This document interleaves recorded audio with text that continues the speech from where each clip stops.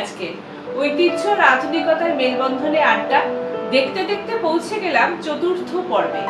আজকে যার সঙ্গে আড্ডা দেব তার নামটা প্রথমেই আজকে বলবো, কারণ আছে। যার সঙ্গে আড্ডা দেবো তার নাম হচ্ছে অর্পিতা ব্যানার্জি। সে কিন্তু ছোটবেলা থেকেই শব্দ নিয়ে কাজ করত এবং একদম ছোটবেলায় নানান ধরনের আবৃত্তি নির্দ্বিধায় আবৃত্তি করতে পারত। শুধুমাত্র আবৃত্তি নয়, শব্দ নিয়ে কাজ করলে যা বোঝায় তার সঙ্গে সঙ্গে সঞ্চালনাতেও সে ভীষণভাবে পারদর্শী ছিল।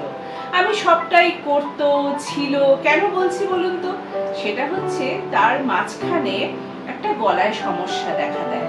সবকিছু হারিয়ে সে নিজেকে এখন সুস্থ করে নানান জায়গায় আবৃত্তি পরিবেশন করছে এবং তার সঙ্গে সঙ্গে সঞ্চালনাতেও সমানভাবে পারদর্শী।